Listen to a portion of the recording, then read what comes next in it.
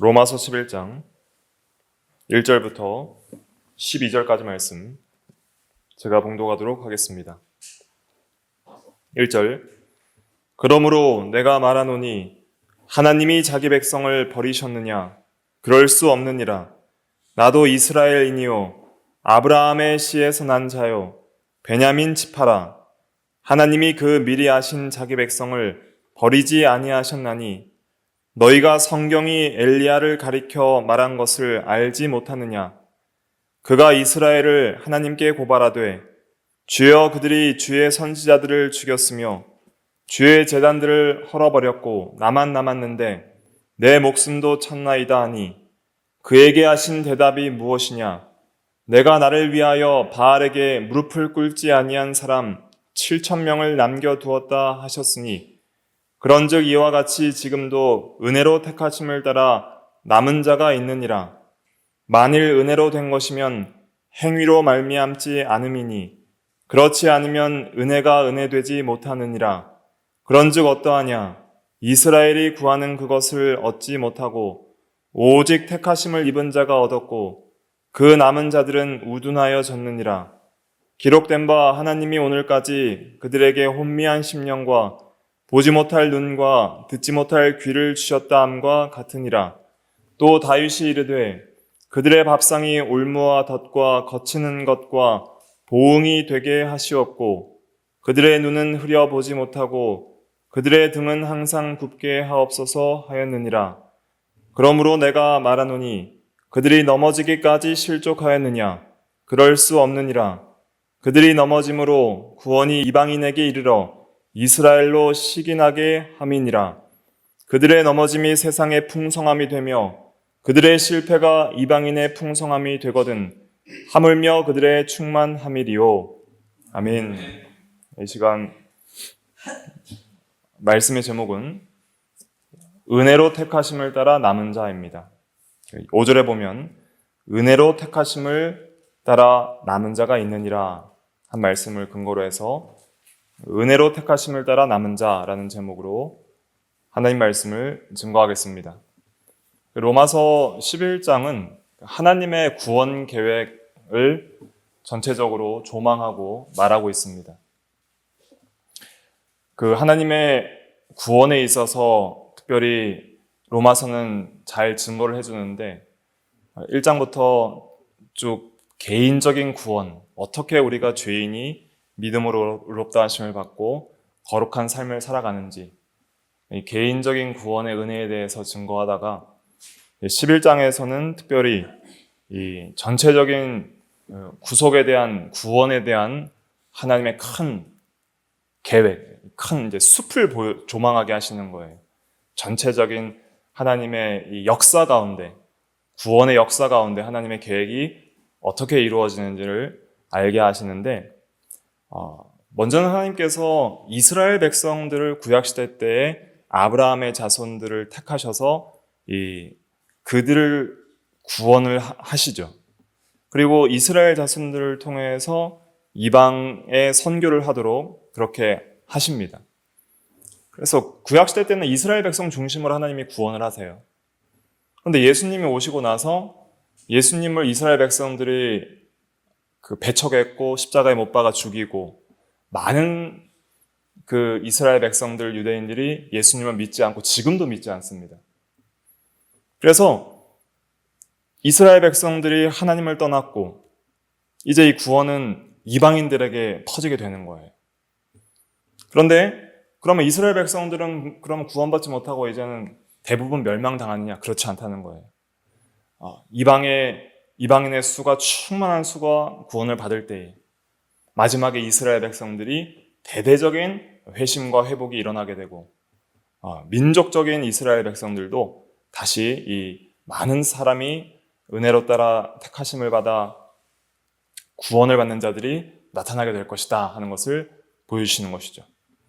그래서 지금은 이방인들, 즉 우리도 이방인들이에요. 이스라엘 백성들의 입장에서는 이스라엘 백성들 중심이 아니라 이제 이방인들 중심으로 복음이 전 세계로 뻗쳐나가고 있는 중이고 대부분의 나라에 복음이 들어가 있는 상황입니다. 이러한 상황 속에서 우리가 이제는 이 세상 마지막 때에 이스라엘 민족의 대대적인 회심이 있을 것을 예상해야 되는 것이죠. 그럴 때 하나님께서 구원의 모든 계획들을 완성해 나가시는 것을 우리가 바라볼 수 있고, 그 다음에 그 모든 이방인들의 수와 이스라엘 백성들의 수가, 택하신 자들의 수가 다 구원을 받을 때에 이제는 모든 구원의 계획이 완성되고 하나님의 나라가 이제 완성이 되는 거예요. 세상의 심판이 이루어지는 거예요. 또 주님이 재림하시는 것이죠. 그래서 이러한 큰 구원의 계획을 조망하는 가운데 우리가 현재를 믿음으로 하나님께서 모든 것을 하나님의 은혜와 뜻대로 구원을 이루어 나가신다는 것을 깨닫고 하나님을 더욱 의지하고 복음을 믿고 믿음으로 살아가는 것이 중요한 것입니다. 하나님의 큰 구원 계획에 대해서 구약부터 좀 간단하게 살펴보면, 하나님은 그 계보를 중요하게 생각하세요. 창세기에도 보면은 족보가 한 10개 정도 나와요. 그리고 마태복음 시작도 뭐로 시작하냐면 그 아브라함과 다윗의 자손 예수 그리스도의 계보라 이렇게 시작하죠. 그러니까 하나님은 그 민족과 계보를 중요하게 생각하세요. 그런데 하나님께서 첫사람 아담을 창조하시고 아담을 선하게 창조하시고 선악을 알게 하는 나무의 열매를 먹지 말라, 먹는 날에는 반드시 죽으리라 하셨죠. 그런데 아담이 그 행위 언약을 어기고 선악과를 따먹게 됩니다. 따먹은 즉시에 아담이 죽었어요? 안 죽었어요? 죽은 것도 있고 안 죽은 것도 있어요. 죽은 것은 영적으로 하나님에 대하여 죽었어요. 그래서 아담은 하나님과 함께 동산에서 하나님과 교제하며 예배하는 생활을 하다가 하나님을 멀리 떠나서 동산 나무 숲 가운데 숨었다 그랬어요. 영적으로 죽은 상태는 뭐냐면, 영혼이 죽었다는 것은 영혼이 소멸된다는 의미가 아니라 영혼이 마땅히 기능해야 될 기능 자체가 죽었다는 뜻이에요. 영혼의 기능은 목적이 하나님을 알고 사랑하고 순종하며 하나님과 교제하는 데 있어요. 우리는 영적인 존재입니다. 동물은 영혼이 없어요. 동물 막 우상 숭배하고 뭐 미신 섬기고 하는 거 보신 적 없잖아요. 동물들은 종교가 없어요. 근데 모든 인간은 전부 종교성이 있어요. 모든 인간은 다 종교성이 있어요. 무신론도 종교예요. 무신론도 종교라는 것을 근거로 해서 나는 신이 없다고 믿겠다라는 거예요. 그것도 믿음의 영역이거든요. 그러니까 종교성이 있다는 것 자체가 신을 찾는 본성적인 영혼의 기능이 있다는 것인데, 문제는 뭐냐면 영적으로 죽었다는 것은 참되신 하나님을 찾을 수가 없어요. 그래서 다른 걸 계속 추구하는 거예요. 그걸 우상이라고 합니다. 모든 하나님 외에 다른 것을 사랑하고 의지하고 섬기는 모든 것을 우상이라고 하는 거예요. 꼭 형상이 아니더라도. 그런데 이 영적으로 즉시 죽었어요, 아담이. 그러니까 아담이 영적으로 즉시 죽었다는 것은 아담 안에서 태어나는 모든 인간들도 영적으로 뭐한 상태에서 태어난다는 거예요? 죽은 상태에서 태어난다는 거예요. 죽은 상태에서. 그런데 하나님의 은혜는 무엇이냐면, 하나님이 아담을 육신적으로는 즉시 죽이지 않으셨어요. 원래 영육 전체가 바로 죽었어야 되는데 육신은 일정 기간 동안 살려두셨어요. 그래서 아담이 몇 살까지 살았어요? 930살까지 살았습니다. 그래서 자손들을 많이 낳아요. 그럼 왜 아담의 육신을 살려주셨는가? 그것을 신학적으로는 일반 은혜라고 하는데, 일반 은혜의 핵심은 뭐냐면은 육신적인 사형 집행의 연기예요. 육신의 죽음을 연기하신 것이 하나님께서 죄인들에게 베풀어 주신, 모든 사람에게 베풀어 주신 일반 은혜예요. 그 일반 은혜 때문에 인류가 계속 죽고 살고 하면서 자녀들을 낳으면서 계속 종족들이 유지가 되는 거예요. 그런 낳고 자녀를 낳으면서 죽어가죠. 그렇게 육신의 생명이 유지되는 동안 육신에게 필요한 모든 필요와 먹을 것들을 공급해 주시는 것도 일반 은혜예요. 그럼 왜 하나님께서 그렇게 사람들을 살려두셨는가? 하나님께서 구원 계획이 있었기 때문에. 하나님의 구원 계획. 하나님이 죄인을 구원하시기 위해서 죄인을 일정 기간 살려두시고 그 영적으로 죽어서 하나님을 떠난 자들이 다시 영적 생명을 얻고 하나님께 돌아올 수 있도록 은혜를 베풀어 주시는 거예요. 그 구원 계획에 따른 구원의 은혜를 특별 은혜라고 하는 거예요. 근데 그 특별 은혜를 주시는 방식이 자손과 이런 이 계보를 통해서 구원하시기를 원하셨어요. 그래서 아담에게도 범죄한 즉시 하나님이 찾아와 주셔서 복음을 주시는데 여자의 후손을 언약해 주시죠. 앞으로 여자의 몸에서 후손이 날 텐데 그 후손이 구원자가 되고 그 후손이 뱀의 머리를 상하게 하셔서 사탄과 이 마귀의 모든 권세와 그 다음에 사탄으로부터 말미암은 사탄의 유혹으로 말미암는 죄와 사망의 권세를 다 깨트시고 우리에게 의와 생명과 영원한 생명의 구원의 복을 주실 것이다. 여자의 후손을 언약해 주셨어요. 그러니까 인간들이 그 복음을 듣고 나서부터 자녀를 낳는 것을 굉장히 중요하게 생각한 거예요. 이제 하나님께서 이 여자의 후손 중에 누군가 구원자를 보내주실 것이다. 누군지 모르지만은 이제 계속 낳는 거예요. 그래서 아담이 처음 낳은 자녀 이름이 뭐예요? 가인이죠. 가인의 뜻이 뭐냐면 어둠이라는 뜻이에요. 어둠. 드디어 여자의 후손을 얻었다. 이자가 참 하나님께서 예비하신 구원자가 아닐까? 하와는 그렇게 생각했을 거예요. 근데 가인이 누굴 죽여요? 아벨을 죽여버리는 거예요. 가인이 악했던 것 같아요. 생각보다 구원자 느낌을 못 받은 거예요. 굉장히 악하게 사니까 아벨이라는 것은 헤벨, 그러니까 헛됨이라는 의미가 있어요. 그래서 가인을 낳고 보니까 아닌 거예요. 자기가 볼 때. 얘는 아닌 것 같아. 그러니까 아벨을 낳고 나서 참 허무하다. 자녀를 낳아도 인생이 이렇게 허무할 수밖에 없구나 하고 아벨, 그러니까 헛됨이라는 이름을 진 거예요. 가인이 실제로 나중에는 아벨을 죽여버리죠. 그 다음에 하나님께서 주신 자녀가 이름이 뭐예요? 셋이에요, 셋. 그러니까 셋 계보로 이제는 이 신앙의 계대가 이어져 나갑니다. 그래서 창세기에는 가벨의 계보를 기록하고요. 또 셋의 계보를 기록해요. 셋의 계보는 특별히 5장에서 기록하고요. 그 가인의 계보들은 이제 4장에서 기록을 하죠. 그런데 이 가인의 계보들은 하나님을 떠나서 이 세상적으로 굉장히 번성을 해요. 굉장히 강력한 군사력과 과학기술 문명들을 발달시켜요. 근데 셋의 계보들은 뭐 하냐면은 이 신앙을 유지를 시켜요. 그 에노스 때, 셋의 다음 에노스 때에 비로소 창세기 4장 마지막에 보면은 여호와의 이름을 불렀더라라는 말이 나오거든요. 에노스 때 비로소 가족 예배를 하는 거예요. 이해되시죠? 가족 여호와의 이름을 부르는 거예요. 믿음으로 부르는 거예요. 시인하는 거예요. 가족 예배를 드리는 거예요. 그래서 세상적으로 막 부유하고 번성하지 못해도 가정이 화목한 거예요. 하나님을 섬기면서 이 기쁘다 하면서 이렇게 섬기다 보니까 그 중에 누가 나오냐면 에녹이 나오는 거예요. 에녹은 300년 동안 하나님과 동행하면서 이 세상에서 믿음으로 예배하며 살다가 하나님께서 죽음을 보지 않고 승천하도록 은혜를 베풀어 주셨죠. 그렇게 이 셋의 계보, 신앙의 계보가 있었고요. 그다음에 가인의 계보, 불신앙의 계보가 있었어요. 그래서 그 구약시대 때 초기에는 하나님의 구원 계획이 가족 단위였어요. 그다음에 개인 단위였어요. 그렇게 하나님께서 구원을 이루어 나가시다가 창세기 6장에 보면 노아 시대 때가 오는데 노아 시대 때 이 신앙의 계보와 불신앙의 계보가 섞입니다.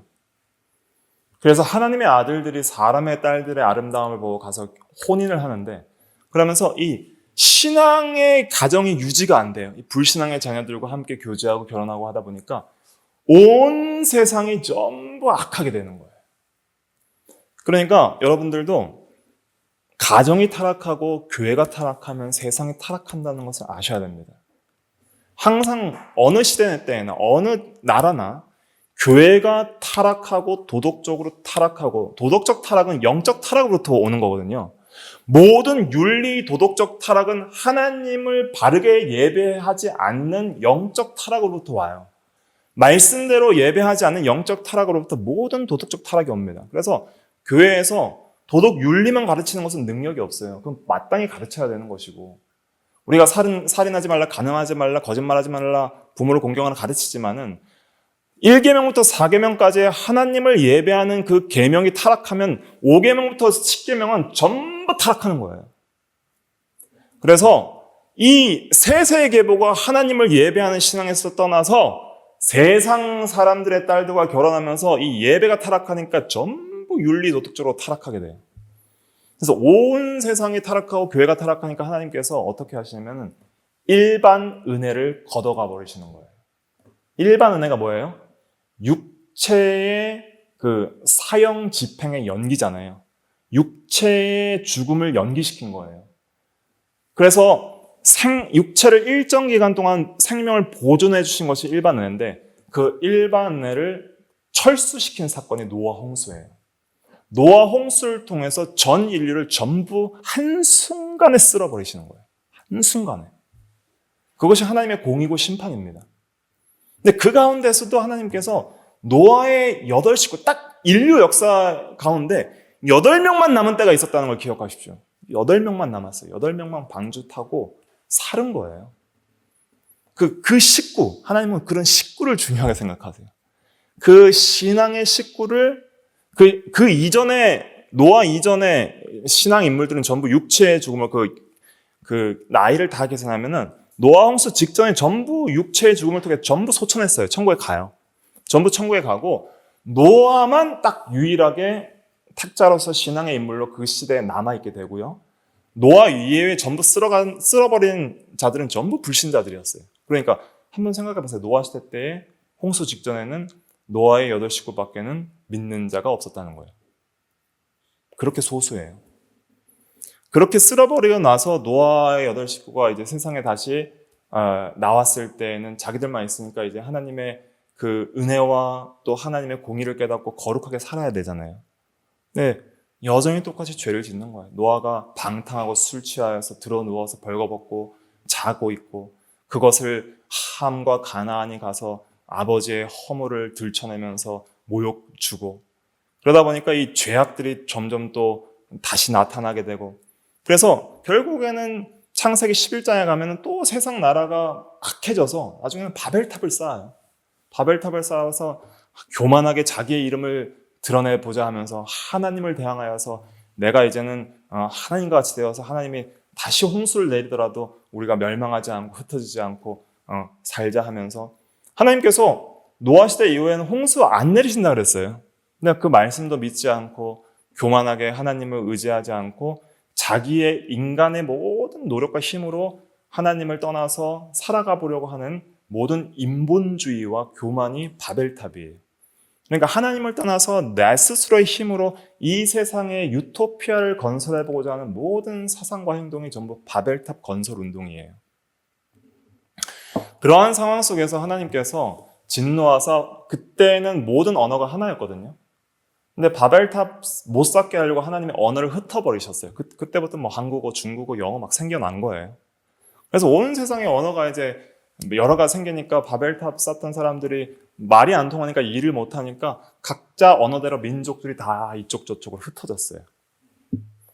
그 중에 이제 하나님께서 이제 구원 계획을 이건 가족 단위로 이렇게 개인 구원하니까 안 되겠다. 이제 하나님의 나라를 국가 단위로 하나를 만드셔야 되겠다고 생각을 하신 거예요. 그래서 그 데라라는 아버지 밑에서 자란 아브라함이에요. 이름이 원래는 아브람이 나중에 아브라함이 되거든요.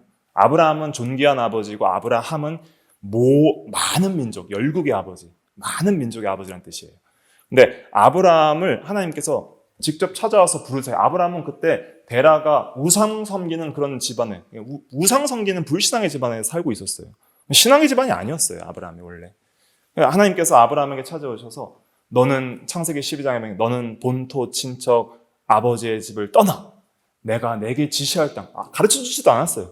내가 앞으로 알려줄 텐데 그냥 일단 무조건 떠나 지시할 땅으로 떠나 하시는 거예요. 그래서 믿음으로 예 하고 떠나서 가다 보니까 또 온전히 순종하지 못했어요. 원래 갈대아 우르라는 여러분들 보시기 갈대아 우르라는 그 서쪽에서 이제 가나안 땅까지 가야 되는데 하란이라는 곳에 또 멈춰서 또 오랫동안 있었어요. 그러다가 이제 그 가나안까지 가게 됐죠. 그래서 가나안 땅에 가보니까 하나님께서 너와 내 자손에게 이 땅을 주겠고 내가 큰 민족이 되겠고 또 내가 복의 근원이 되고 내게 복을 주리라 하시면서 아브라함에게 언약을 하시는데 뭐냐면은 내 자손이 하늘의 별과 같이 많아지리라. 그리고 너와 내 자손의 하나님이 내가 되어주겠다. 그렇게 약속하세요. 그래서 이스라엘 민족은 그 뿌리가 어디에 있어요? 아브라함에 있는 거예요. 이스라엘 민족의 뿌리가 어디예요? 아브라함이에요. 아브라함과 이삭, 그 아들 이삭과 그 아들 야곱 때에 야곱의 이름이 이제 이스라엘로 바뀌어요. 야곱은 원래 발 뒤꿈치를 잡은 자라는 그런 이 속이고 약삭빠른 그런 약은 자라는 의미인데 하나님께서 이스라엘은 승리자라는 뜻이거든요. 승리자라는 이름을 주세요. 그래서 그 야곱의 12아들이 이스라엘의 12지파가 되고 이스라엘 민족을 이루게 됩니다. 근데 이 이스라엘 민족들이 나중에는 타락해서 북이스라엘이 아수르에 멸망당하고 남방의 이 베냐민 지파와 또 유다 지파, 특별히 유다 중심으로 유다 지파만 남아서 아브라함의 혈통을 보존하기 때문에 이스라엘 민족을 가리켜서 유대인이라고도 하는 거예요. 유대인. 왜냐하면 이스라엘의 정통 혈통, 아브라함의 육신적 정통 혈통은 유대 민족만 남아있기 때문에 지금도 그래서 그 주라고 하잖아요. 주. 유대인들이 많이 남아있어요. 지금 현재는 유대인들 대부분이 하나님을 믿지 않습니다. 예수님을 믿지 않아요. 예수님을 메시아로 믿지 않아요. 예수님 메시아로 믿지 않고 자기네들의 메시아를 아직도 기다리는 그러한 자들도 있고 그냥 타락해서 불신앙으로 나가는 사람들도 많아요. 뭐 과거의 어떤 유대 민족의 어떤 정체성을 유지하기 위해서 그렇게 율법을 막 열심히 지키고 그렇게 살아가는 그러한 사람들도 있지만 그렇지 않은 사람들도 많이 있는 거예요. 그런데 이제 외국에 가면은 유대인들이 또 많이 만날 수 있다고 그러는데 그 미국의 제10장로교회 제임스 몽고메리 보이스 같은 목사님은 이제 유대인들을 많이 만나시나 봐요. 그래서 유대인들에게 예수님을 증거하면은 안 믿는다는 거예요. 안 받아들여요. 근데 그런 가운데서도 믿는 사람이 있다는 거예요. 유대인들 가운데 지금도 유대인들 가운데 예수 믿는 사람이 있어요. 그러니까 지금도 남은 자가 있어요, 없어요? 은혜로 택하심을 따라 남은 자가 지금도 있는 거예요. 그런데 지금은 유대인들이 많이 믿지 않아요. 아브라함의 민족을 통해서 하나님께서 원래 계획하셨던 계획은 뭐냐면은 하나님이 구약의 이스라엘만 구원하려고 하신 것이 아니라 구약의 이스라엘을 먼저 하나님께서 하나님의 백성으로 삼으신 목적이 뭐냐면은 그 나라만 구원하시려는 게 아니에요. 구약의 이스라엘은 구약의 교회였어요. 그래서 그 구약의 그 이스라엘 나라를 보고 이방 민족들이 하나님 섬기는 나라를 보고 동경하고 부러워하고 그래서 이스라엘을 통해서 이방의 선교 목적으로 세운 최초의 그 나라적, 신정 국가적인 교회였던 거예요. 그런데 이스라엘 민족들이 그 교회, 그 나라의 거룩성을 유지하지 못하고 많은 백성들이 하나님을 배교하고 불신하고 떠났던 것이죠. 이스라엘 역사를 보면은 불신앙의 역사예요. 불신앙의 역사. 얼마나 많이 불신앙한지 몰라요. 모세가 가서 출애굽 시켰는데도 그 이스라엘 백성들이 광야에서 우상 섬기고 그리고 가나안 땅을 정복해서 들어가라고 그렇게 여호수아에게 명령했는데도 정탐꾼들이 나아가가지고 가나안 땅 장정들이 많아서 못 들어가겠다고 돌아가자고 하면서 그렇게 불신앙해서 광야 40년 동안 이스라엘 백성들 출애굽 1세대 다 죽고 출애굽 2세대만 겨우 들어가는 거예요. 그 들어가서 가나안 땅을 이제 아브라함에게 주신 언약대로 드디어 아브라함에게 그 가족 몇 명 왔는데 그 주신 언약대로 400년 뒤에 그 장정만 60만 명 되는 남자만 60이고요. 여자 어린아이까지 하면 대략 추산하기로 한 200만 정도 추산하는데 200만 명 되는 인구가 가나안 땅을 정복하고 이제 살기 시작하는 거예요. 근데도 그 가나안 땅에서도 불신앙과 불순종으로 나아가서 결국에는 이스라엘 나라가 북쪽 이스라엘은 아수르에 멸망당하고 남방 유다는 바벨론에게 멸망당하게 되죠. 근데도 이 바벨론 나라에서 포로 잡혀갔던 유대인들이 그대로 혈통을 보존해서 돌아와서 이제는 그 유대 민족들을 유지하다가 이제 바벨론 이후에 메데와 페르시아 그 다음에 그 알렉산더 장군이 이끄는 헬라 시대를 지나서 이제 로마 시대 때 예수님이 탄생하시게 되는 거예요. 이스라엘 그 유대 지파 베들레헴에서 요셉의 법적인 자녀 마리아의 태에서 예수님께서 태어나시게 되는 것이죠. 그래서 예수님께서 이제 복음을 전하셨는데 대부분의 이 유대인들이 복음을 믿지 않았어요. 그리고 결국에는 예수님을 유대인들이 십자가에 못 박아 죽이는 거예요. 종교 지도자들이. 그런데 예수님께서 죽은 지 사흘 만에 뭐 하셨어요? 부활하신 거예요. 부활해서 제자들에게 보이시고 이제는 사도행전 1장에 성령이 너희에게 임하시면 너희가 권능을 받고 예루살렘과 온 유대와 사마리아와 땅끝까지 이르러 내 증인이 되리라 하시니라. 그 말씀대로 제자들이 성령의 권능을 받고 능력을 받아서 담대하게 목숨을 걸고 복음을 전하다가 대부분 순교해요. 근데 그렇게 담대하게 복음을 전하니까 그 예수님을 죽였던 그 당시의 종교 지도자들이 권력자들이고 그 세상의 가장 높은 지위에 있는 자들인데 그들이 좋아해요? 안 좋아해요? 안 좋아하는 거예요. 그러니까 사도들 잡아다가 막 때리고 다시는 이 이름으로 복음을 전하지 말라 해도 하나님께 순종하는 것이 사람에게 순종하는 것보다 합당하다 하면서 우리가 보고 들은 것을 전하지 않을 수 없다 하면서 하나님 앞에 복음 전하면서 그 능력 받는 것을 기쁘게 여기면서 담대하게 막 복음을 전하는 거예요. 그렇게 복음을 전하던 중에 훌륭한 집사들이 있었거든요. 집사님들도 그 빌립 집사, 스테반 집사 이런 훌륭한 분이었어요. 복음 열심히 전했거든요. 스테반이 유대인들에게 사도행전 7장에 보면은 설교를 엄청 길게 해요. 엄청 길게 하니까 유대인들이 화가 나가지고 스테반을 돌로 쳐 죽이거든요. 그 돌로 쳐 죽이는 현장에 누가 같이 있었어요? 지금 이 로마서 11장 기록한 사도 바울이 같이 있었어요. 같이 있으면서 그 스테반이 복음 전하는 것을 죽이는데 동참하면서 옷을 받아줬어요. 옷을 받아줬다는 것은 그 죽이는 것에 동의했다는 뜻이거든요.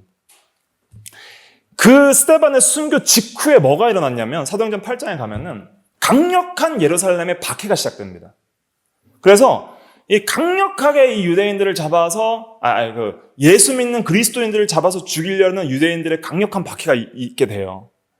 그러니까 예루살렘에는 그래도 이제 성령으로 충만 받은 믿음 좋은 사도들 빼고 전부 성도들이 다 도망가요. 사도들만 남아있고 다 도망가요.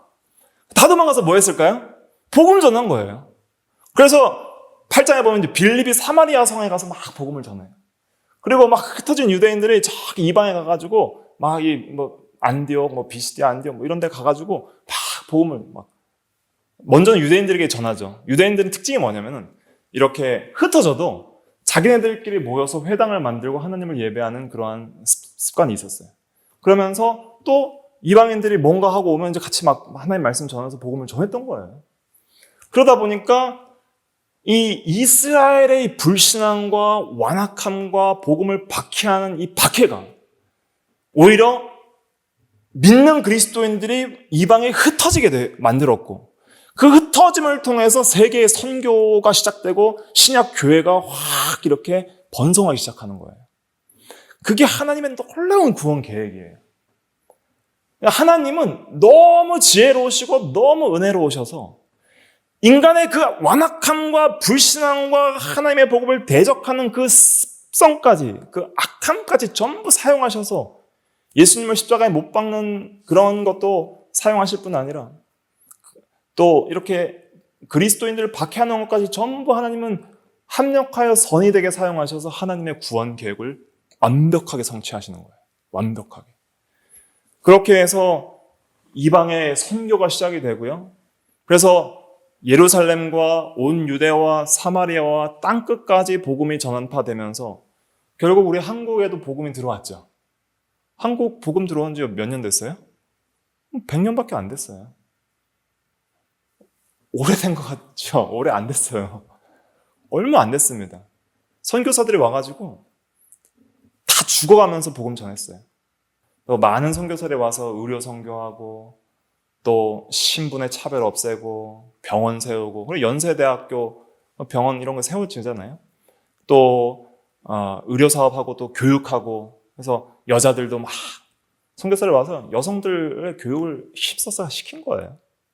그렇게 해서 이 한국이 믿음의 사람들이 가득하게 그렇게 하나님께서 은혜를 많이 주셨습니다. 한국 초대교회 때는 신앙이 정말 좋았어요. 그래서 정말 이 순교적 신앙을 가졌기 때문에 일제강점기 때에 신사참배하라고 해도 신사참배하지 않고 주기철 목사님 또 훌륭한 목사님과 장로님들 까지 신사참배하지 않고 하나님만을 섬기다가 순교하기도 하고 했던 것이죠. 그래서 이렇게 이 한국에까지 복음이 들어오고 했는데 그러면서 지금 이스라엘 백성들은 사실 아브라함의 언약 자손들이에요. 이걸 이제 지금 제가 왜 이렇게 장황하게 모든 역사적인 걸 말씀드리냐면은 지금 예수님 시대 때에도 남아있던 이스라엘 민족 유대인들, 지금까지 혈통이 보존되어서 남아있는 유대인들은 아브라함에게 하나님이 약속하신 언약의 자손들이에요. 아브라함에게 하나님께서 뭐라고 하셔서 너와 내 자손이 하늘의 별과 같이 많아지고 너와 내 자손의 하나님이 되어주시겠다고 했죠. 근데 마치 지금 보기에는 하나님이 이스라엘을 버리신 것 같이 보인단 말이에요. 이스라엘 백성들을 버리시고 이방 백성들만 챙기시는 것 같이 보인단 말이에요. 그러면 우리는 이스라엘이에요, 이방이에요? 이방 민족이죠. 그러니까 우리 입장에서는 뭐 크게 문제될 거 없어 보이죠. 네, 그렇지가 않아요. 하나님이 만약에 이스라엘 백성들을 버리셨다면 아브라함과 그의 자손에게 약속하신 것을 취소시킨 게 되는 거예요. 그럼 하나님의 언약이 취소된 것이고 하나님은 거짓말하시는 게 된 것이고 하나님은 말씀대로 신실하지 못한 하나님이 되시는 거예요. 그러면 하나님은 우리도 믿을 수 없는 분이 되는 거예요. 그러니까 하나님의 신실성과 언약의 신실성의 입장에서 볼 때에는 유대 민족이 완전히 버림받은 것은 그것은 하나님께서 신실하지 못한 증거가 되는 거예요. 그런 입장에서 이제 시간이 다 갔는데 본문으로 돌아오셔서 그 11장, 로마서 11장 1절을 읽어볼게요. 로마서 11장 1절 읽어볼게요. 시작. 그러므로 내가 말하노니 하나님이 자기 백성을 버리셨느냐? 그럴 수 없느니라. 나도 이스라엘이니요 아브라함의 씨에서 난 자요 베냐민 지파라. 네. 하나님이 자기 백성을 버리셨느냐? 이렇게 복음을 배척하고 믿지 않는 이스라엘을 보니 이스라엘 백성은 더 이상 소망이 없는 것 같이 보인다. 하나님이 이스라엘 버리고 이제 이방 민족을 자기 백성으로 대신 삼으신 것이 아니냐. 이스라엘은 소망이 없는 것이 아니냐. 그런데 그렇지 않다는 거예요. 그렇게 복음을 박해하고 교회를 핍박했던 가장 앞장섰던 사람 중에 한 명이 바울이거든요. 바울이 구원을 받았다는 거예요. 내가 증인이라는 거예요. 나도 이스라엘이니요 아브라함의 씨에서 난 혈통적 자손이다. 베냐민 지파라. 베냐민이랑 유대 지파가 함께 이렇게 혈통이 보존이 되거든요. 그래서 베냐민 지파도 보존이 됩니다. 그래서 나를 봐라. 나도 나 같은 죄인도 하나님이 구원하셨으니 하나님이 자기 백성을 버리지 않으셨다. 남은 자가 있다는 거예요. 하나님이 대부분 외적으로는 버리시는 것 같지만은 하나님의 구원은 외적 조직에 있지 않아요. 외적 혈통에 있지 않아요. 내적에 있어요, 내적. 그래서 계보에도 내적으로 참여하셔야 돼요. 마태복음 1장에 아브라함과 다윗의 자손 예수 그리스도의 계보라 할 때 그 계보에 유대인들만 있지 않았어요. 이스라엘 민족만 있지 않았어요. 예를 들면 룻 같은 경우는 모압 족속이에요. 또 그 밧세바 같은 경우에도 그 이방인이에요. 그래서 그 계보는 믿음으로 참여하는 거예요. 우리도 예수를 믿으면, 여러분들 예수 믿으면은 그냥 아무렇지도 않은 것이 아니라 여러분들은 아브라함과 다윗의 계보에 영적으로 참여하게 되는 거예요. 그래서 아브라함의 자손이 되고 영적으로, 또 다윗의 자손이 되는 거예요, 영적으로. 그리스도의 계보, 그리스도의 족보에 참여하는 거예요. 그리스도를 통한 하나님의 구원 계획 안에 있는 하나님의 가족의 계보에 참여하는, 하나님의 가족이 되는 거예요. 하나님의 백성의 계보에 참여하는 거예요. 놀라운 은혜에 참여하는 게 그게 믿음으로 되는 것입니다. 그러니까 혈통을 초월해서 아브라함의 자손 중에서도 육신적 혈통이 아니라 믿음의 계보가 따로 있다는 거예요. 믿음의 계보. 그래서 아무리 외적으로 보면 불신앙으로 나아가서 외적인 혈통적 아브라함의 자손들이 버림받고 불신앙으로 망한 것 같이 보여도 내적으로 하나님께서 믿음의 계보를 항상 살려두셨다. 항상 하나님의 언약대로 은혜로 택하심을 따라 남은 자가 있다. 이걸 믿으라는 거예요. 구원은 하나님이 하시는 것입니다. 그리고 구원은 하나님이 반드시 하나님의 능력과 지혜로 하시기 때문에 실패가 이루어지지 않아요. 그래서 우리가 확실하게 믿어야 될 것은 뭐냐면 세상이 아무리 타락해도 교회가 아무리 타락하고 소망이 없어 보여도 하나님께서 교회를 세우시기 때문에 교회는 절대 멸망하지 않습니다. 교회는 하나님이 구원하시는 거예요. 그 노아 시대 때 몇 명 남았어요? 8명 남았어요. 8명 남았는데 그 8명으로 하나님이 택한 백성들을 구원하는 계보를 계속 이어나가시는 거예요. 이 세상에서 여러분들이 살아갈 때 나 하나의 신앙이 별거 아니라고 생각하시면 안 됩니다. 하나님께서 오직 은혜로 여러분들을 남겨두신 거예요. 남은 자는 뭐냐면 하나님이 은혜로 택하심을 받아서 참된 신앙으로 예수 믿는 참된 성도를 가리키는 거예요. 5절인데 5절 한번 읽어볼게요. 11장 5절 시작. 그런즉 이와 같이 지금도 은혜로 택하심을 따라 남은 자가 있느니라. 이 남은 자가 되는 게 중요한 거예요. 남은 자가 되려면 어떻게 해야 돼요? 예수 믿으셔야 돼요. 하나님이 주시는 은혜로 믿지만 내가 믿어야 돼요. 그리고 더욱더 믿음으로 거룩하게 살아나가야 됩니다. 그런데 믿음도 거룩한 삶도 나의 능력으로 되는 것이 아니라 하나님의 은혜로 되는 거예요. 하나님께서 반드시 교회를 세상 끝날까지 지키십니다. 이 세상에 교회를 멸절시키려는 많은 악한 세력들의 핍박이 있어 왔습니다. 우리나라만 해도 일제시대 또 공산치하 때 교회를 핍박하고 그렇게 박멸하려고 해도 지금도 북한에서는 지하에서 많은 성도들이 하나님을 예배하고 있어요. 오히려 그들이 우리를 위하여 기도한다 그래요. 왜냐하면 우리는 외적 핍박이 없이 자유민주주의 국가에서 종교의 자유를 얻었지만은 우리는 너무 자유롭고 평온하니까 우리에게 있는 진짜 시험은 뭐냐면 외적인 박해가 아니라 세상의 풍요와 세속주의예요. 세속적으로 너무 풍요하다 보면, 너무 평안하다 보면 부패한 습성대로 쉽게 살아가기가 쉬운 거예요. 그러니까 옛날만큼 기도하지 않아요. 왜냐하면 의지할 게 너무 많아요. 옛날만큼 하나님을 신뢰하지 않아요. 하나님을 간절히 찾고 부르고 거룩한 삶을 추구하지 않으면 그래도 살만하니까요. 근데 과거 어르신들은 안 그랬어요. 저만 해도 많이 신앙적으로 과거의 신앙의 선진들에 비해서 해이해진 걸 경험하는데 우리 한국 교회만 해도 위대한 목사님들이 많이 있었습니다. 예를 들면 저기 여수에 그 손영환 목사님 계시는데 손영환 목사님은 나병 환자촌에 가가지고 그 문둥병자를 전도해서 교회를 세웠어요. 근데 문둥병자들은 마음이 닫혀 있어요. 그래서 자기들이 이렇게 몸이 썩어가다 죽는 걸 알기 때문에 사람들이 자기를 겉으로는 위하는 척하지만 진심으로는 사랑한다고 생각을 안 하는 거예요. 마음이 굉장히 닫혀 있어요. 저 사람 겉으로 날 불쌍히 여기는 것 같지만 속으로는 나를 경멸할 거야.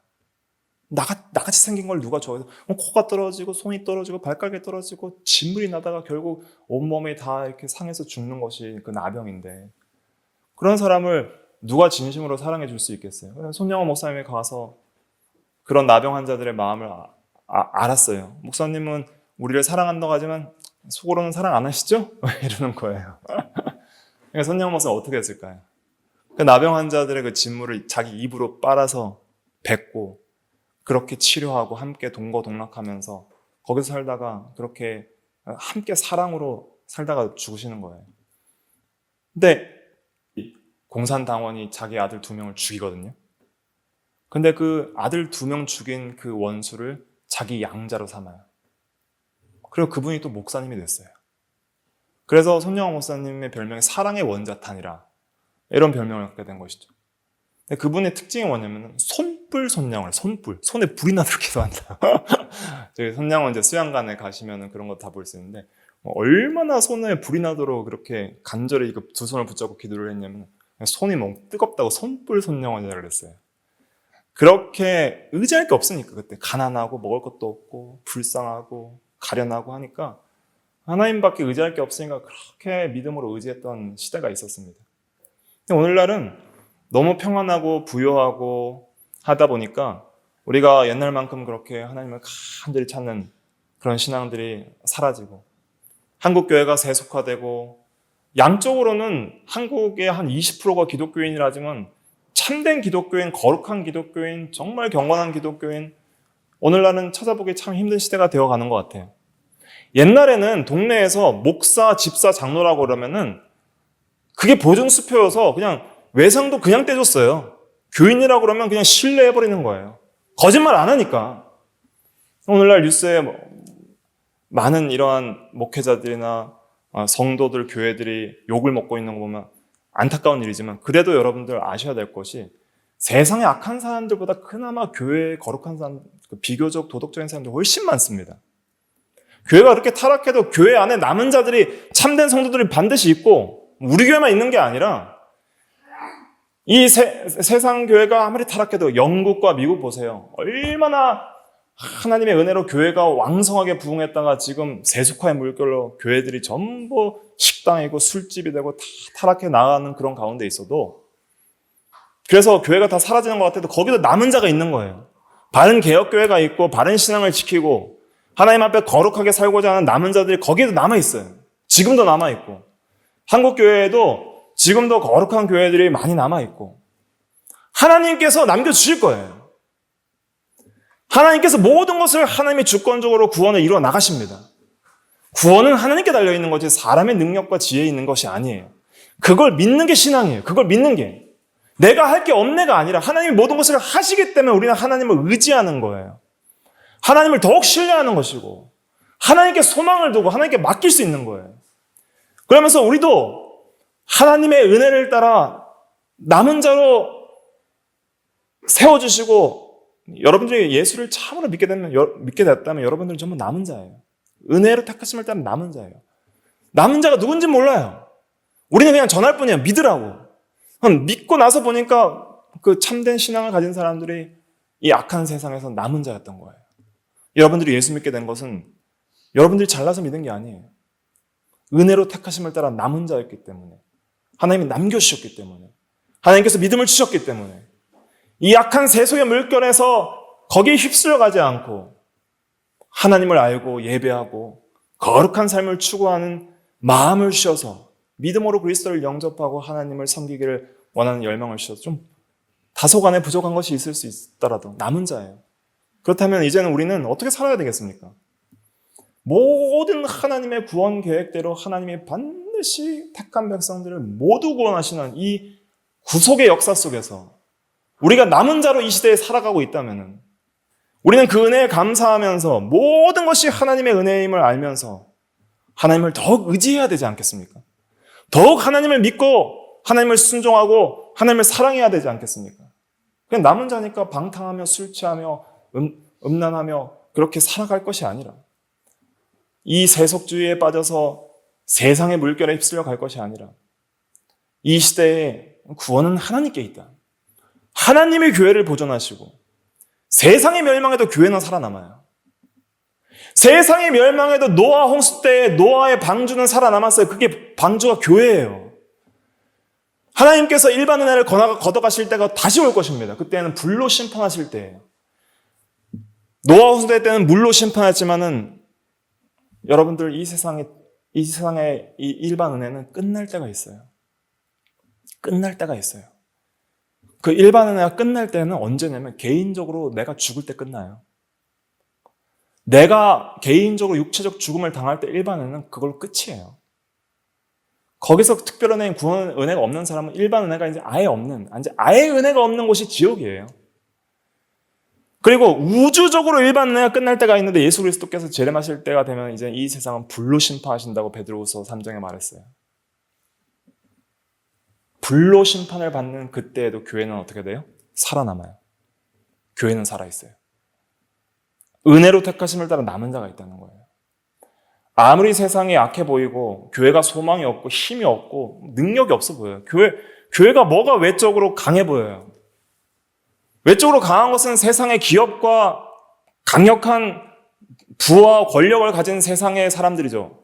불신앙으로 나아가는 불신앙의 계대들이 훨씬 강해요. 교회는 연약해요. 참고 인내해요. 사랑으로 복음을 전할 뿐이에요. 하나님을 예배하는 게 다예요. 그러나 그것이 진짜 능력이에요. 이 타락한 세상 속에서 하나님께서 우주적으로 어떻게 구원의 역사를 이루어 나가시는지 보십시오. 지금 이스라엘이 타락하여서 이방의 선교가 이루어지고 있지만 그래서 우리도 지금 믿고 있는 거예요. 그러나 이 이방인의 수가 찰 때, 충만할 때 이스라엘이 회복된다 그랬어요. 11장 다 읽지 않았지만 집에 가서 읽어보세요. 그렇게 회복이 다 될 때가 있어요. 그러면 이방에 대한 남은 자와 이스라엘에 대한 남은 자가 다 찰 때, 은혜로 택하심을 따라 남은 자들이 전부 구원을 받을 때 하나님의 구원 계획은 완성이 됩니다. 그때는 일반 은혜 끝이에요. 이 세상은 불로 심판받고 새 하늘과 새 땅이 돼요. 그리고 우리는 영원한 완성된 하나님의 나라에서 복을 누리며 살 것입니다. 그것이 우리를 향하신 하나님의 거시적 구원 계획이에요. 그런 큰 구원 계획 아래서 우리가 하루를 살아가고 있다는 걸 기억하십시오. 그래서 우리는 너무 미시적으로 눈앞에만 보이는 것을 보고 살아가서는 안 됩니다. 너무 시야가 좁아요. 그냥 한순간에 자기 현실만 보고 살아가는 거예요. 눈앞에 있는 것만 보고 살아가는 거예요. 무엇을 먹을까, 무엇을 마실까, 무엇을 입을까, 뭐 이거 어떡하냐, 저거 어떡하냐. 물론 그것도 중요하죠. 하나님께 맡기고 하루를 믿음으로 최선을 다해 살아가십시오. 그러나 거시적 조망 속에서 소망 가운데 살아야 돼요. 거시적 조망 가운데서 하나님께서 이 놀라운 구원을 이루어 나가시는 그 계획 속에서 우리는 대한민국 이방인으로서 은혜로 택하심을 따라 남은 자예요. 그리고 그러한 남은 자를 구원하기 위해서 우리가 복음의 기관으로서 이 곳에 있는 거예요. 빛을 비춰나가야 돼요. 여러분들이 만나는 사람들마다 빛을 비춰나가세요. 복음의 빛을 비춰나가고 그래서 이 구원의 은혜의 복음들을 전파하는 삶과 인격과 말로서 전파해 나가서 하나님의 구원 계획의 한 역할을 감당해 나가야 되는 것이죠. 그리고 믿음으로 더욱더 하나님을 의지해서 오늘 하루를 나 같은 죄인 구원하신 하나님의 은혜에 감사합니다. 하나님께서 이렇게 구원 계획을 역사적으로 이루어 나가시는 가운데 내가 있군요. 그 완성될 하나님의 나라를 소망하는 가운데 교회를 반드시 하나님께서 보존하실 것을 믿고 그 가운데 우리는 소망 가운데 살아야 돼요. 소망 가운데. 소망 가운데 사세요. 교회는 망해요, 안 망해요? 절대 망하지 않습니다.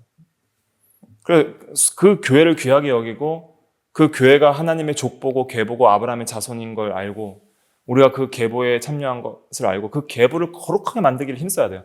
더 거룩한 계보, 더 거룩한 그리스도의 계보가 되기를 힘쓰는 것이 또 우리의 또 하나의 소망이라 또 사명이라 할 수 있겠습니다.